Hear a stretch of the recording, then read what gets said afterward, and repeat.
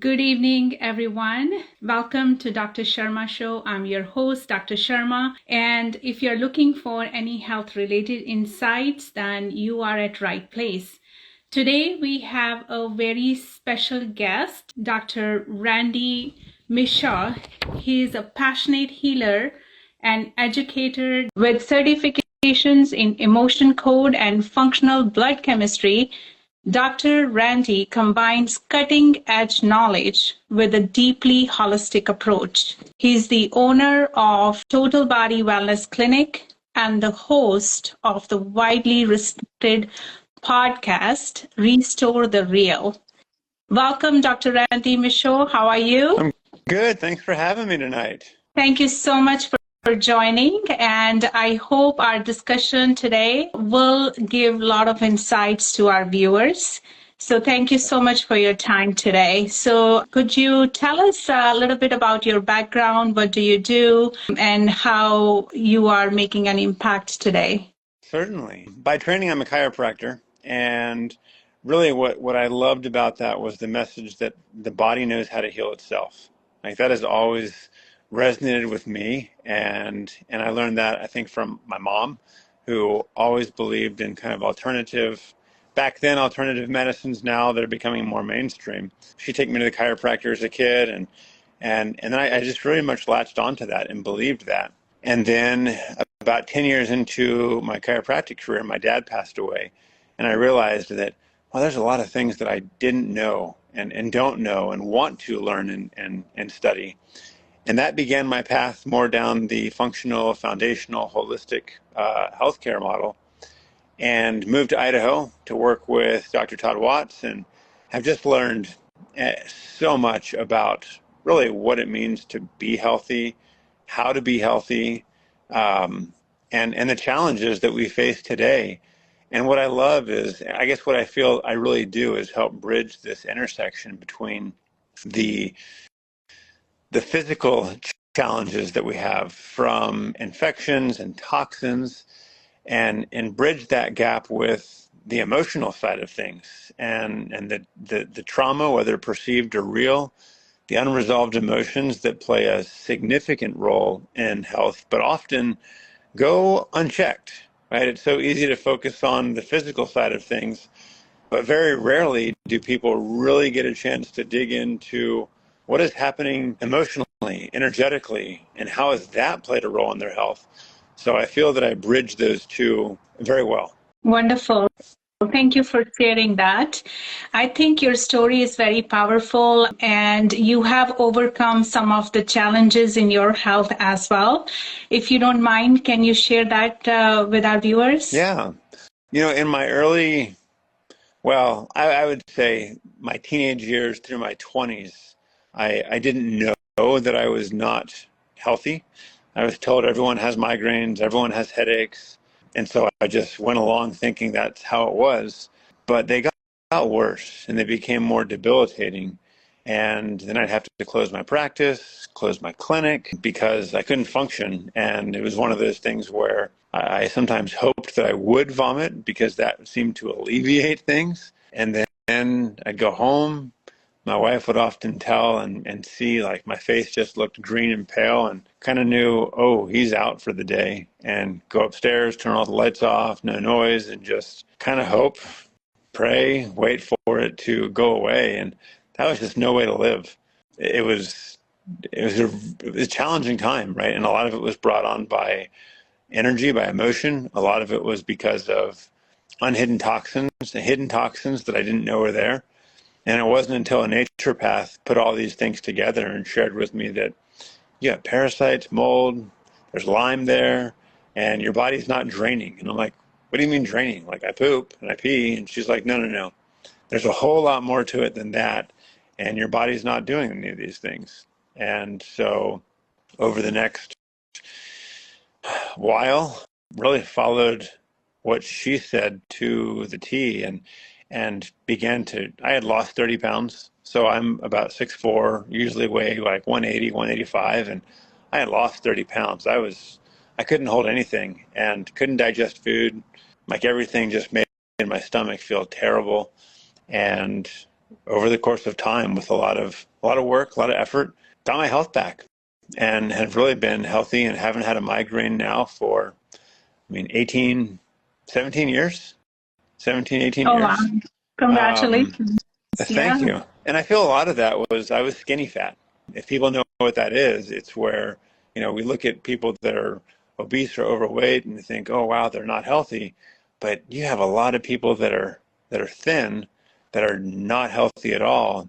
And I was skinny fat. I had a lot of insulin resistance, probably pre-diabetic without knowing it, and radically changed my lifestyle and my health followed.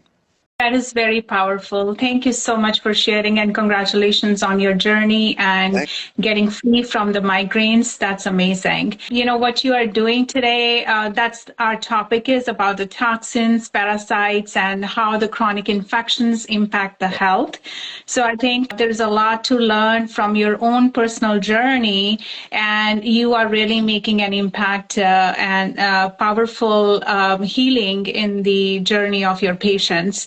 So could you share what are some of the most common type of parasites that affect the body, and how can they be undetected? They go undetected for a long period of time without people knowing about them. So what are the signs they should be watching for the parasite in their body? Yeah, so I'll do the types first. With types, you've got cestodes, which are tapeworms. These are like the long worms people often think about, right? Long 3, 4 foot worms. You have nematodes, which are kind of like saying tree.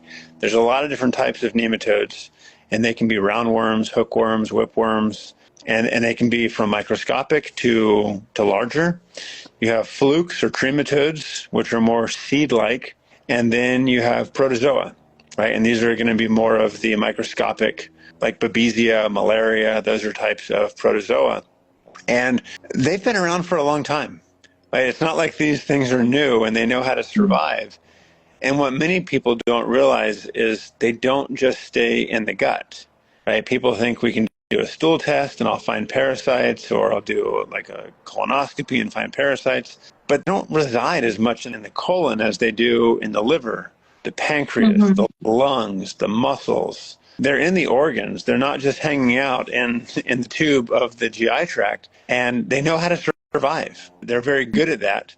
And one of the ways that we get them, one of the more insidious type of parasites, it's in the nematode family. They're called strongyloids, and they're small enough that they can penetrate through the skin, and they work their way up into the lungs.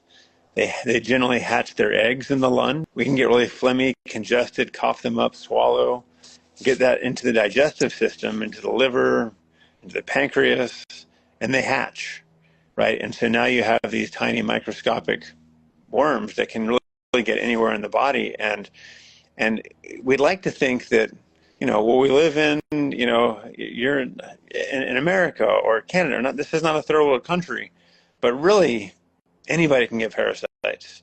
And I remember Dr. Todd would always say, if you have a pulse, you have parasites, right? They're just there. Mm-hmm. But it's how do they impact you? And I think one of the things that's important is what makes a good host for parasites. And I'll talk about the symptoms in a sec. Making a good host for parasites is someone that has a lot of toxicity in them, probably unknown from their environment, from food, water they drink, air. And so you can get a lot of this toxicity. Parasites eat garbage, right? They're kind of the dumpsters of the body, and they eat waste, but they also deplete your body of nutrients, and then they excrete that waste into us. And this is where it can become like challenging in terms of, well, how do I know if I have parasites? And there's a lot of common symptoms that people would think of. Maybe they're allergies, food related. Mm-hmm. They may have rashes. They can have like itchiness on the skin, and these are very, very common parasitic symptoms.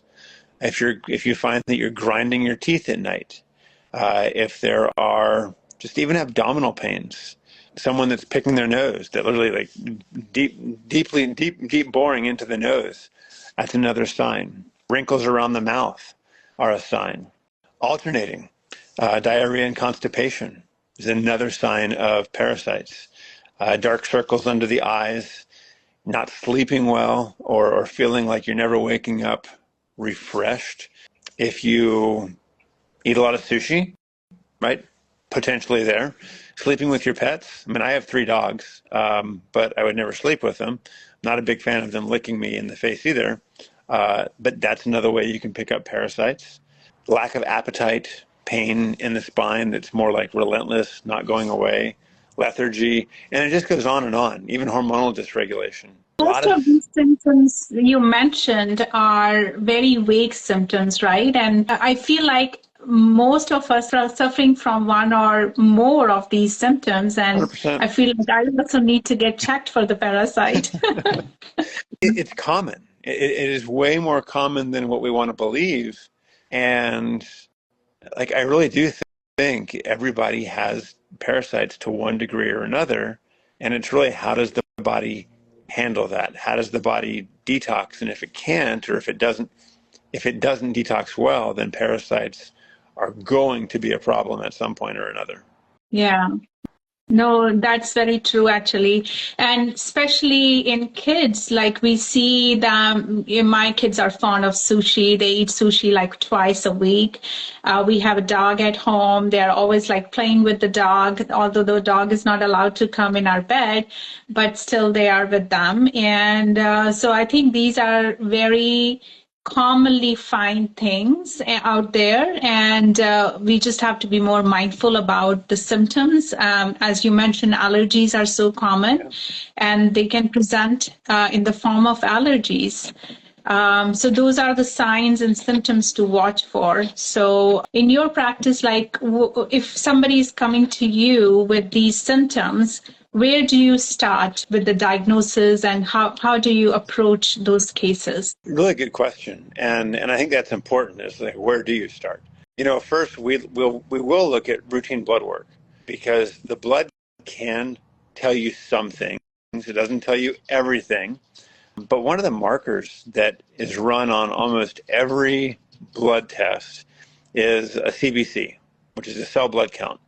And Right. often it's done with a differential, right? So you see the white blood cell count, and then the white blood cells are broken into neutrophils, lymphocytes, eosinophils, monocytes, and basophils. Well, the eosinophil marker and the basophil marker, if that is elevated, if that is above the normal range, that is a parasite marker. Some people will say that's allergies, and they'll say it's food, Right. which could be, but it's like, what's causing the food allergies, right? And that's something really important, that when people do these food allergy tests, and it's like they're allergic to everything. Right? You may have seen those people, I know I have, where it's like, what the heck? I can't eat anything. I can have water, and everything else I'm allergic to. It's not that you're allergic to so much of the food, it's what the parasites are, the impact they're having on the immune system to make the body more reactive and more sensitive to these things. But where do I start? So really, I will look at the CBC, and there's some other markers on the blood test that give indications of how the liver is functioning. And that's a big piece of that. Is the liver functioning well? Is their body able to move the lymph well?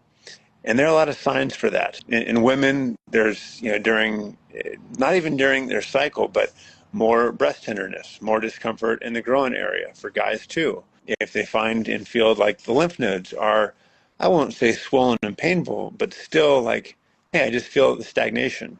Well, those are signs that lymph isn't moving. Okay, that's going to impact the liver. And then ultimately, I muscle test. And we use muscle testing to help determine what are the primary challenges in the body.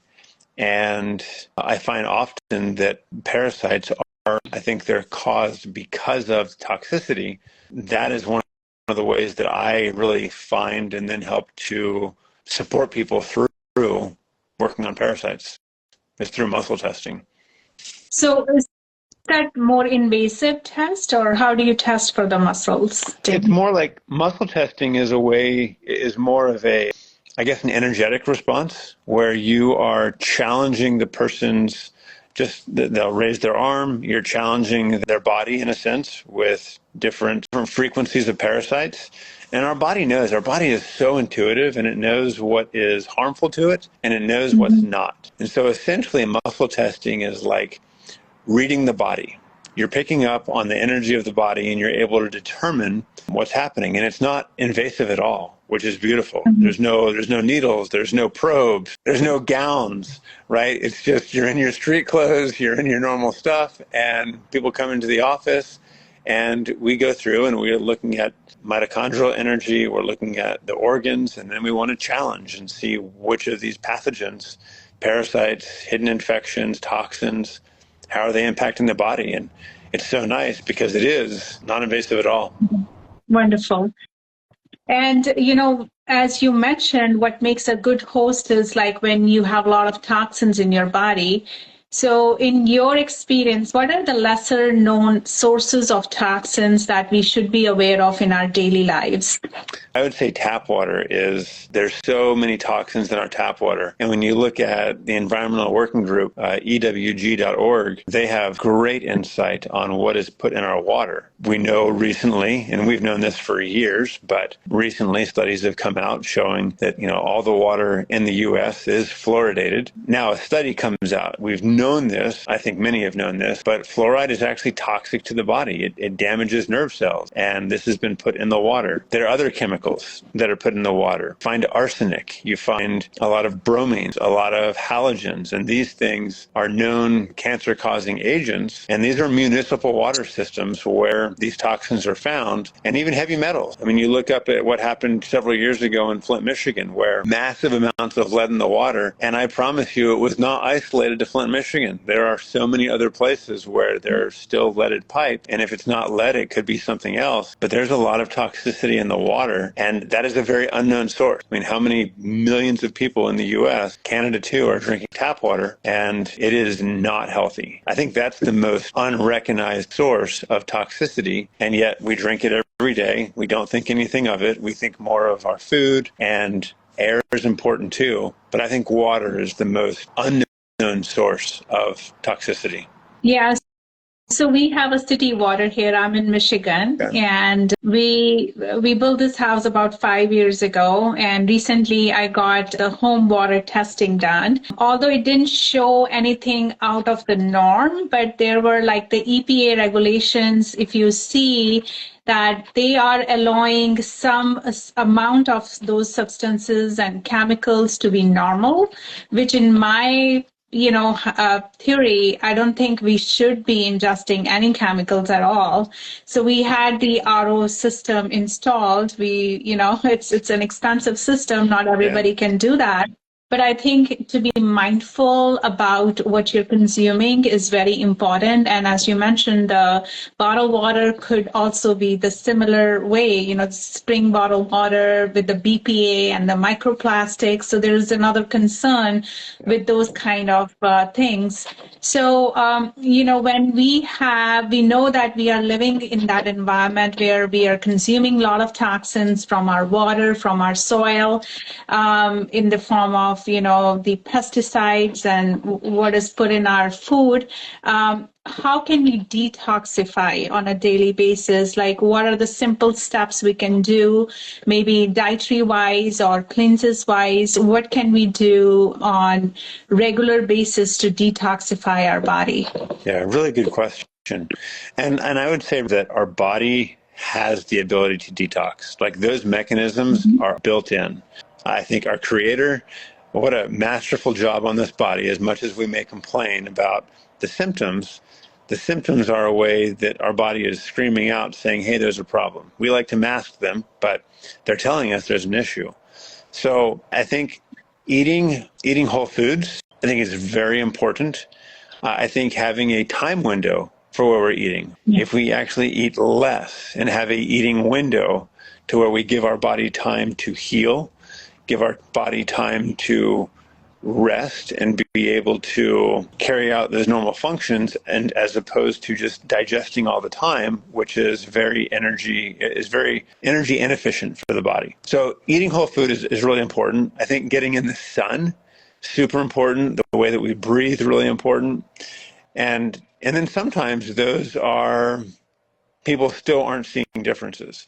And this is where we look at detox as not an event, but more of a process, right? There's so many cleanses, a 10-day cleanse, a 20-day cleanse, whatever that might be.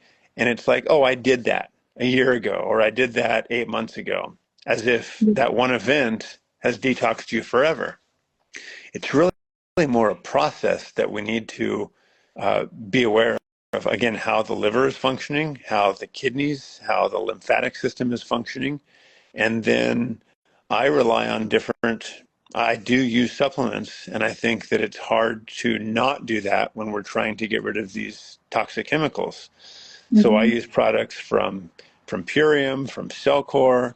I use products from Barlow Herbals, a lot of different companies to help support the body where and when it's needed. And then I love binders. I think different binders are things that come from the earth, right? They're these humic and fulvic compounds. And it's beautiful that they're in the earth. They're coming from the earth, and they help bind these chemicals. They help bind mold. They help bind metals and toxins. And it's amazing that, we have all of these toxins in the world, and yet the earth was created in a way that now we can extract things from it and take these substances, which are helping binding the toxins that men have made, which is really cool that's been prepared for us. And again, I think it's important to know that there has to be balance. I hear a lot of people that they just try to bind and kill everything, but it's like, wait, you've got to support your energy. You need to support your body's ability to drain. And it's a delicate balance, right? There's not a one size fits all for everybody. But when you incorporate these aspects of drainage, supporting the liver, the lymph, the kidneys, energy systems in the body like the mitochondria, addressing parasites, and then using binders, it's this dance. And it's really amazing how the body uses those to heal. And I think that's really important to emphasize, is that the body is using them. They're not necessarily healing the body, but the body is using those tools for its benefit.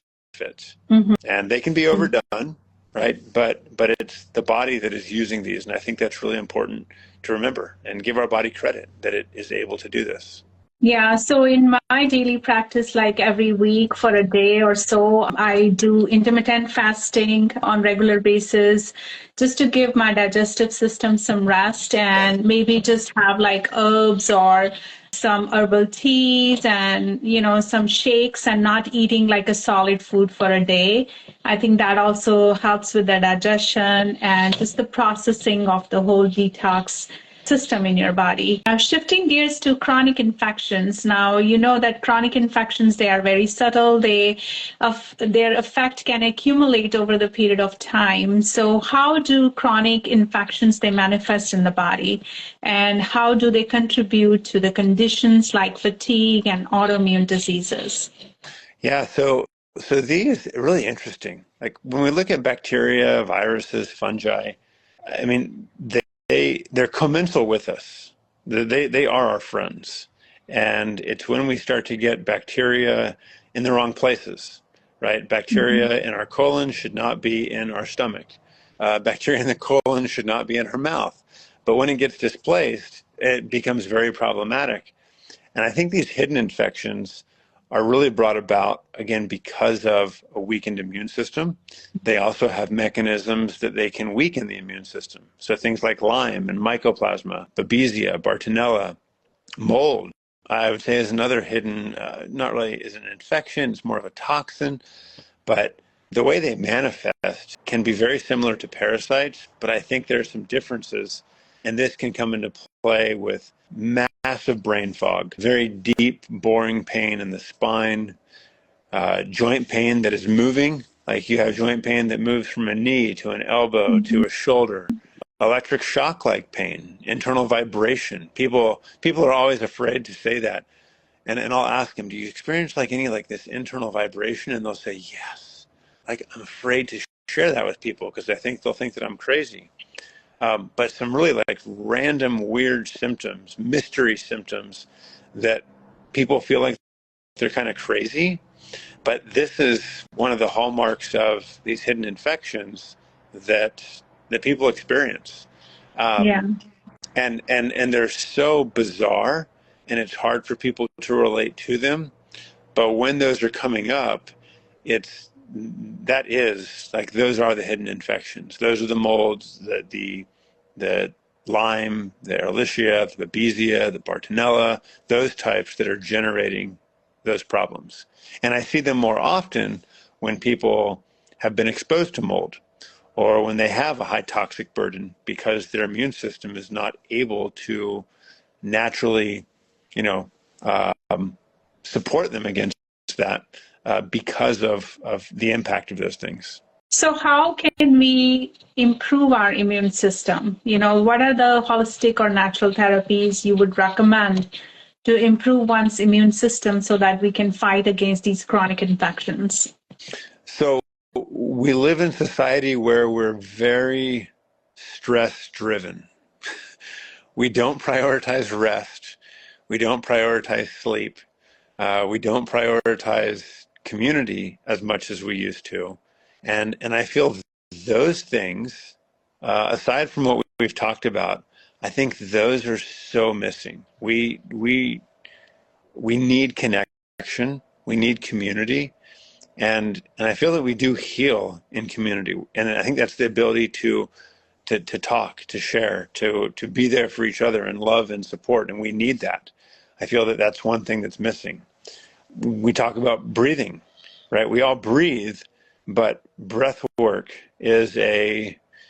breathing is a technology that can be used to help take our body from a stressed state to a calm state. And so the more we engage with our breathing, I think the healthier, because we're shifting that balance from being stressed out, fight or flight, running from a bear, to I can rest, I can heal, I can digest. And then I think sleep, right? We burn the oil on both ends, thinking that we're going to get more done if we stay up late and wake up early. But our body has to have rest. And I feel that is so very needed, more than we think. And I remember listening, I shared this on a podcast last week. I forgot who the person was, but they were this big endurance athlete. And he was asked the question, how do you do it? How do you maintain like this level of endurance? And he said, I became a professional sleeper. Like I got really, really good at resting my body. So then when I'm ready for it to perform, it is, and I'm recovered. I'm like, wow, that's really cool. And over the past several months, I have definitely prioritized rest. I try to go to bed at the same time. I try to wake up at the same time. And that has huge benefits for the body to be able to heal. And then I also do energy work, right? I do emotion code, and that's the process of helping release unresolved emotion, unresolved trauma in the body. And those things, all those things, rest, sleep, working on the emotions, allowing things to pass through us instead of judging what we feel, those bring the body down from this sympathetic state to a parasympathetic state and actually engage the healing centers in the body. And if we're not doing those things and we're trying to use products and cleanses to heal, I think we're trying to manipulate the body into a place where it's not going to move unless we enable it to get into this sympathetic, rested state. Parasympathetic. Yep. Thank you for sharing that. I feel like everybody is in autopilot mode. And when I was practicing in the hospitals, I was always running, as a nephrologist, you have to go from clinic to the hospital to dialysis centers. Oh, yeah. And it's a lot of driving involved every day, and you're just on the go all the time. And I have lived that stressful life, and it took a toll on my health as well. And now I'm prioritizing the sleep and rest and improving the parasympathetic nervous system, which is the key for any kind of system to work properly in our body. For sure. So Sure. thank you for sharing that. And can you tell me more about emotion code? Like, how do you, is that like more like a counseling help to your patients? How do you approach the emotional part of the healing? Yeah, so I would say it's not counseling, which I like that part of it. It's really, again, this goes back to muscle testing, right? And we can ask the body yes or no questions and identify where are trapped energies in the body. When you look at organs, it's very common, and the liver holds emotions like worry, nervousness. The pancreas holds things like anger and frustration, resentment. The lungs, grief. And so these energies over a lifetime get trapped in the body, and they get stuck, and they form the patterns that we begin to live by. And I think many of us, we can go totally unaware of how these patterns are impacting us. A lot of it happened between the ages of 0 and 7, when our brain is wide open and we take everything as real.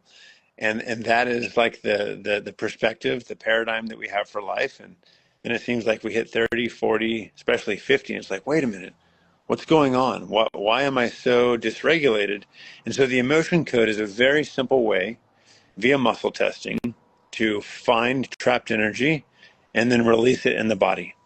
It's passive, which I think that it's beneficial because it can help people. It can take some of the stress away, create greater ease in the body. People will experience, hey, it's easier to breathe. I feel like there's like this weight off my chest, or I feel lighter. And then when they're doing, trying to process their stuff or working through things, they can move through life with just greater ease. And it can be done anywhere. Like, the beauty of it is it can be done virtually. It can be done, I worked on a person this morning I was talking to, and she lives in Arizona, and I'm here in Idaho, and we're doing a body code, emotion code, and energy. It is, time and space don't really matter. Energy is energy, and it moves like immediately. And so it's cool to see these shifts in people. And again, it's just a very simple way to find unresolved emotion and allow it to release from the body. So we're bringing it from the subconscious to the conscious, and then it can leave. And it's really powerful. It's a very simple and powerful tool. Wonderful. Thank you for sharing that. I think you are doing a wonderful and great job in helping your patients. You are tapping into their emotions and physical elements of their healing. So how can they find you? Like, if they have to contact you, how they can contact you? Yeah.